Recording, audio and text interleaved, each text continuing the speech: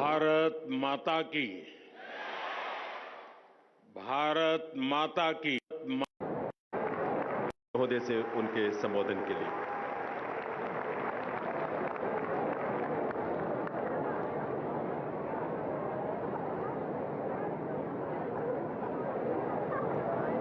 भारत माता की।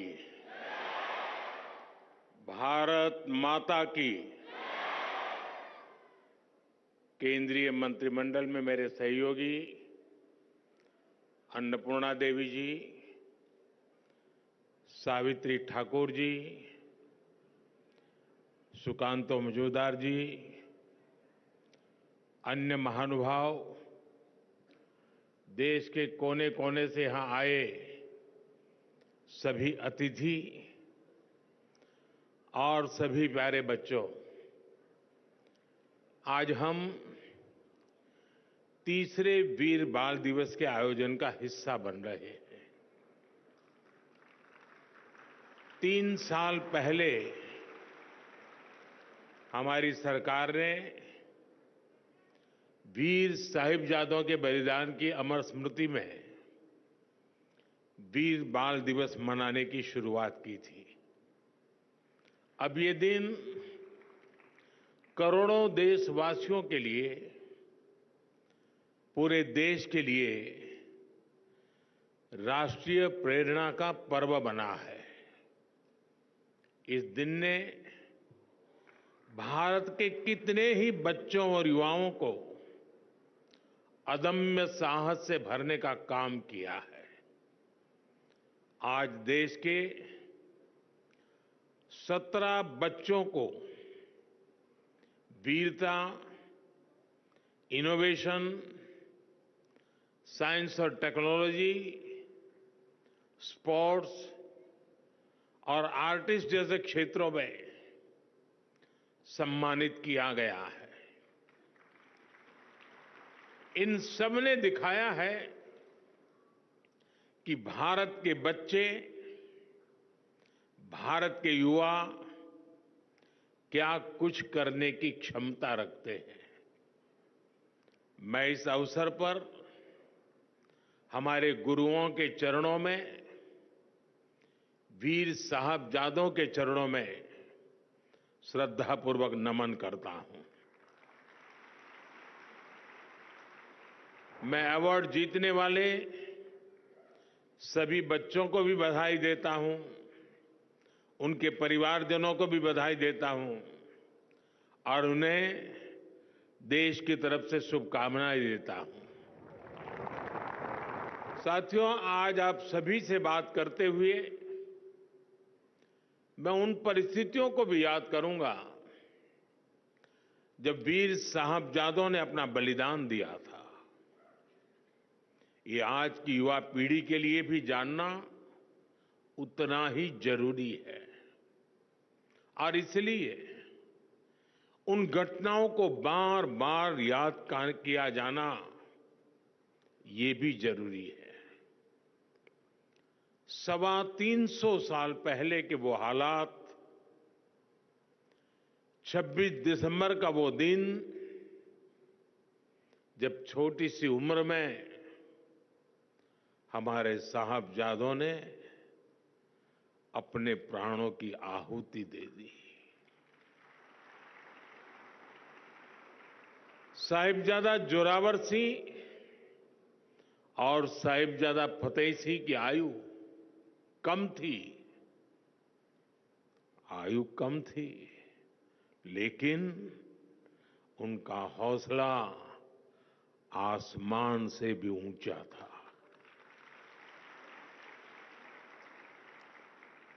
साहबजादों ने मुगल सल्तनत के हर लालच को ठुकराया, हर अत्याचार को सहा। जब वजीर खान ने उन्हें दीवार में चुनवाने का आदेश दिया तो साहबजादों ने उसे पूरी वीरता से स्वीकार किया। साहबजादों ने उन्हें गुरु अर्जन देव, गुरु तेग बहादुर, और गुरु गोविंद सिंह की वीरता याद दिलाई। ये वीरता हमारी आस्था का आत्मबल था। साहिबजादों ने प्राण देना स्वीकार किया, लेकिन आस्था के पथ से वो कभी विचलित नहीं हुए। वीर बाल दिवस का ये दिन हमें ये सिखाता है कि चाहे कितनी भी विकट स्थितियां आए,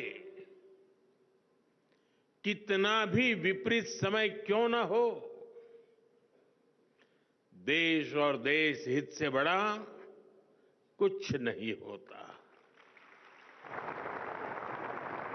इसलिए देश के लिए किया गया हर काम वीरता है।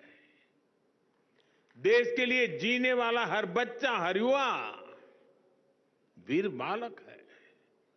साथियों, वीर बाल दिवस का ये वर्ष और भी खास है। ये वर्ष भारतीय गणतंत्र की स्थापना का, हमारे संविधान का 75वां वर्ष है। इस 75वें वर्ष में देश का हर नागरिक वीर साहिबजादों से राष्ट्र की एकता, अखंडता के लिए काम करने की प्रेरणा ले रहा है।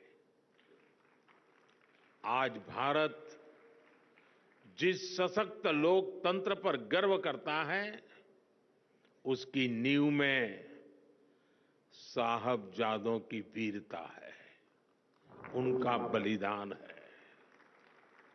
हमारा लोकतंत्र हमें अंत्योदय की प्रेरणा देता है। संविधान में सिखाता है कि देश में कोई भी छोटा बड़ा नहीं है, और ये नीति, ये प्रेरणा हमारे गुरुओं के सर्वदा भला के उस मंत्र को भी सिखाती है, जिसमें सभी के समान कल्याण की बात कही गई है। गुरु परंपरा ने हमें सभी को एक समान भाव से देखना सिखाया है, और संविधान भी हमें इसी विचार की प्रेरणा देता है। वीर साहिबजादों का जीवन हमें देश की अखंडता और विचारों से कोई समझौता ना करने की सीख देता है, और संविधान भी हमें भारत की प्रभुता और अखंडता को सर्वोपरि रखने का सिद्धांत देता है। एक तरह से हमारे लोकतंत्र की विराटता में गुरुओं की सीख है, साहिबजादों का त्याग है, और देश की एकता का मूल मंत्र है। साथियों, इतिहास ने और इतिहास से वर्तमान तक भारत की प्रगति में हमेशा युवा ऊर्जा की बहुत बड़ी भूमिका रही है। आजादी की लड़ाई से लेकर के 21वीं सदी के जन आंदोलनों तक भारत के युवा ने हर क्रांति में अपना योगदान दिया है। आप जैसे युवाओं की शक्ति के कारण ही आज पूरा विश्व भारत को आशा और अपेक्षाओं के साथ देख रहा है। आज भारत में स्टार्टअप से साइंस तक, स्पोर्ट्स से एंटरप्रेन्योरशिप तक युवा शक्ति नई क्रांति कर रही है। और इसीलिए हमारी पॉलिसी में भी युवाओं को शक्ति देना सरकार का सबसे बड़ा फोकस है। स्टार्टअप का इकोसिस्टम हो, स्पेस इकोनॉमी का भविष्य हो, स्पोर्ट्स और फिटनेस सेक्टर हो, फिनटेक और मैन्युफैक्चरिंग की इंडस्ट्री हो, स्किल डेवलपमेंट और इंटर्नशिप की योजना हो, सारी नीतियां यूथ सेंट्रिक है, युवा केंद्रीय है, नौजवानों के हित से जुड़ी हुई है। आज देश के विकास से जुड़े हर सेक्टर में नौजवानों को नए मौके मिल रहे हैं। उनकी प्रतिभा को, उनके आत्मबल को सरकार का साथ मिल रहा है। मेरे युवा दोस्तों, आज तेजी से बदलते विश्व में आवश्यकताएं भी नई हैं, अपेक्षाएं भी नई हैं और भविष्य की दिशाएं भी नई हैं। ये युग अब मशीनों से आगे बढ़कर मशीन लर्निंग की दिशा में बढ़ चुका है। सामान्य सॉफ्टवेयर की जगह एआई का उपयोग बढ़ रहा है।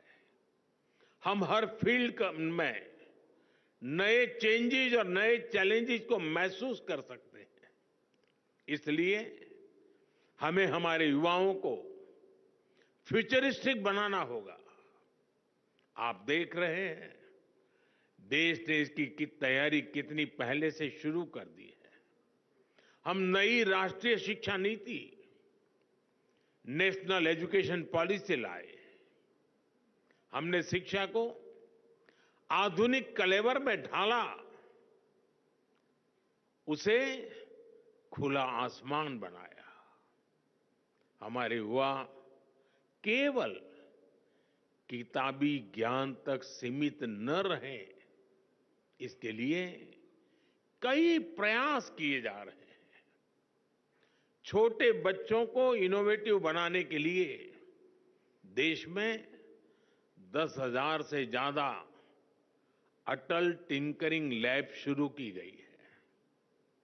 हमारे युवाओं को पढ़ाई के साथ साथ अलग अलग क्षेत्रों में व्यावहारिक अवसर मिले, युवाओं में समाज के प्रति अपने दायित्वों को निभाने की भावना बढ़े, इसके लिए मेरा युवा भारत अभियान शुरू किया गया है। भाइयों बहनों, आज देश की एक और बड़ी प्राथमिकता है फिट रहना।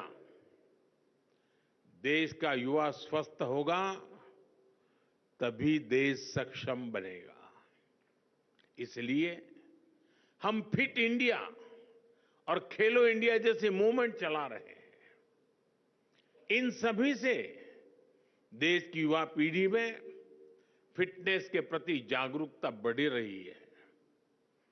एक स्वस्थ युवा पीढ़ी ही स्वस्थ भारत का निर्माण करेगी। इसी सोच के साथ आज सुपोषित ग्राम पंचायत अभियान की शुरुआत की जा रही है। ये अभियान पूरी तरह से जन भागीदारी से आगे बढ़ेगा। कुपोषण मुक्त भारत के लिए ग्राम पंचायतों के बीच एक हेल्दी कंपटीशन, एक तंदुरुस्त स्पर्धा हो, सुपोषित ग्राम पंचायत विकसित भारत का आधार बने, ये हमारा लक्ष्य है। साथियों, वीर बाल दिवस हमें प्रेरणाओं से भरता है और नए संकल्पों के लिए प्रेरित करता है। मैंने लाल किले से कहा है, अब बेस्ट ही हमारा स्टैंडर्ड होना चाहिए। मैं अपनी युवा शक्ति से कहूंगा कि वो जिस सेक्टर में हो उसे बेस्ट बनाने के लिए काम करें। अगर हम इंफ्रास्ट्रक्चर पर काम करें तो ऐसे करें कि हमारी सड़कें, हमारा रेल नेटवर्क, हमारा एयरपोर्ट इंफ्रास्ट्रक्चर दुनिया में बेस्ट हो। अगर हम मैन्युफैक्चरिंग पर काम करें तो ऐसे करें कि हमारे सेमीकंडक्टर, हमारे इलेक्ट्रॉनिक्स, हमारे ऑटो व्हीकल दुनिया में बेस्ट हो। अगर हम टूरिज्म में काम करें तो ऐसे करें कि हमारे टूरिज्म डेस्टिनेशन, हमारी ट्रैवल एमेनिटी, हमारी हॉस्पिटैलिटी दुनिया में बेस्ट हो। अगर हम स्पेस सेक्टर में काम करें तो ऐसे करें कि हमारी सैटेलाइट्स, हमारी नेविगेशन टेक्नोलॉजी, हमारी एस्ट्रोनॉमी रिसर्च दुनिया में बेस्ट हो। इतने बड़े लक्ष्य तय करने के लिए जो मनोबल चाहिए होता है, उसकी प्रेरणा भी हमें वीर साहबजादों से ही मिलती है।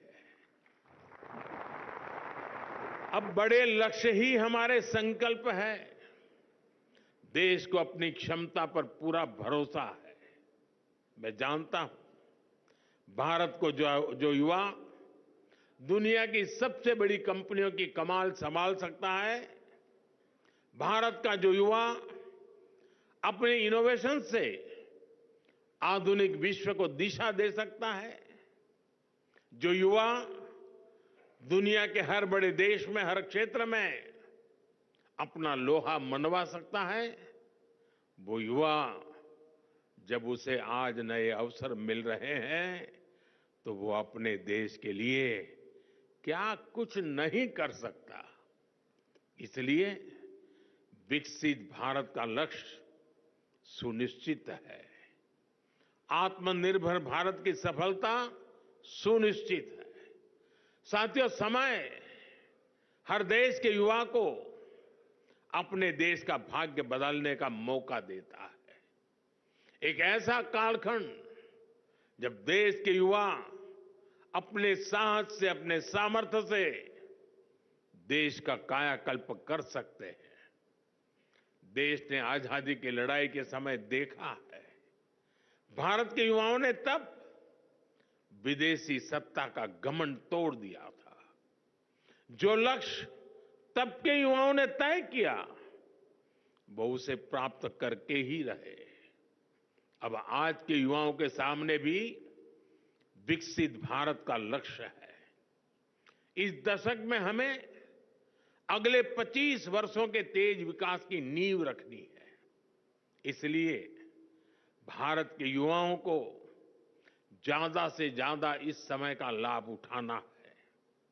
हर सेक्टर में खुद भी आगे बढ़ना है, देश को भी आगे बढ़ाना है। मैंने इसी साल लाल किले की प्राचीर से कहा है, मैं देश में 1 लाख ऐसे युवाओं को राजनीति में लाना चाहता हूं जिसके परिवार का कोई भी सक्रिय राजनीति में न रहा हो। अगले 25 साल के लिए ये शुरुआत बहुत महत्वपूर्ण है। मैं हमारे युवाओं से कहूंगा कि वो इस अभियान का हिस्सा बने ताकि देश की राजनीति में एक नवीन पीढ़ी का उदय हो। इसी सोच के साथ अगले साल की शुरुआत में 2025 जनवरी में स्वामी विवेकानंद जी की जयंती के अवसर पर विकसित भारत यंग लीडर्स डायलॉग का आयोजन भी हो रहा है। पूरे देश, गांव-गांव से, शहर और कस्बों से लाखों युवा इसका हिस्सा बन रहे हैं। इसमें विकसित भारत के विजन पर चर्चा होगी, उसके रोड मैप पर बात होगी। साथियों, अमृतकाल के 25 वर्षों के संकल्पों को पूरा करने के लिए ये दशक, अगले 5 वर्ष बहुत अहम होने वाले हैं। इसमें हमें देश की संपूर्ण युवा शक्ति का प्रयोग करना है। मुझे विश्वास है आप सब दोस्तों का साथ, आपका सहयोग और आपकी ऊर्जा भारत को असीम ऊंचाइयों पर लेकर जाएगी। इसी संकल्प के साथ मैं एक बार फिर हमारे गुरुओं को, वीर साहिबजादों को माता गुजरी को श्रद्धापूर्वक सर झुका करके प्रणाम करता हूं। आप सबका बहुत बहुत धन्यवाद।